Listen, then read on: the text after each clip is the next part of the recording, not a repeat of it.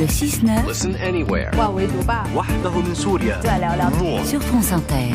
Bonjour Anthony Bélanger. Bonjour Jérôme, bonjour à tous. Vous nous parlez ce matin de la mer Noire, nouveau front de la guerre entre l'Ukraine et la Russie. Oui, surtout depuis quelques jours et le refus de la Russie de re-signer avec l'Ukraine l'accord sur les céréales de l'été 2022. Effectivement, la mer Noire est redevenue un véritable champ de bataille. Mais en fait, la mer Noire n'a jamais été absente totalement de cet affrontement ukraino-russe.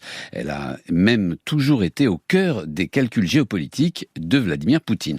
Lorsque Poutine réfléchit à l'histoire de son pays, il convoque Catherine la Grande et l'Empire soviétique, deux périodes au cours desquelles la mer Noire était un lac russe à peine contrebalancé par l'Empire ottoman, puis la Turquie moderne. Et lorsqu'il explique que la chute de l'URSS est la pire catastrophe du XXe siècle, il pense notamment au fait que la mer Noire est devenue hostile à la Russie, en partie en tout cas, encerclée par 3 membres de l'OTAN, la Russie, Bulgarie, Roumanie et Turquie, puis Ukraine bien sûr. Le but de Poutine serait donc de refaire de la mer Noire un lac russe. Alors, si l'on prend un peu de distance, qu'a-t-elle fait depuis 2014 ? Moscou a d'abord essayé de privatiser la mer d'Azov, qui est une sorte de sous-ensemble de la mer Noire.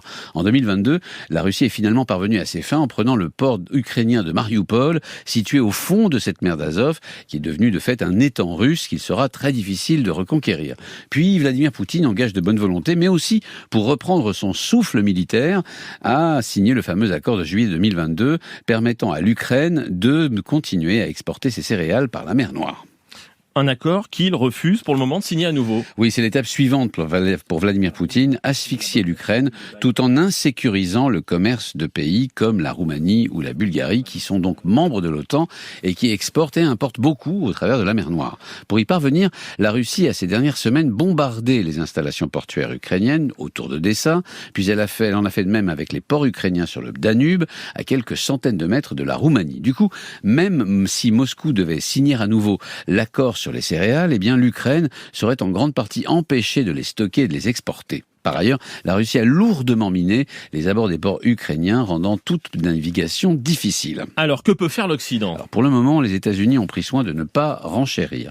Avant tout, Washington ne veut pas forcer la main de la Turquie. Ankara a jusqu'à présent fait l'essentiel, interdire aux navires de guerre russes l'utilisation des détroits qui ferment la mer Noire. Par ailleurs, le président turc Recep Tayyip Erdogan a encore l'espoir de faire revenir la Russie et l'Ukraine à la table des négociations sur le dossier céréalier, mais aussi plus largement sur l'issue de cette guerre. La Turquie tient donc à son rôle de concierge et de juge de paix de la mer Noire. En clair, si l'OTAN et les États-Unis se font discrets, c'est pour ne pas brusquer la Turquie. Sauf que jusqu'à présent, cette attitude a surtout profité à la Russie, qui sur le front intérieur ne cesse de souligner sa maîtrise retrouvée des eaux chaudes de la mer Noire. Merci à vous, Anthony Bélanger.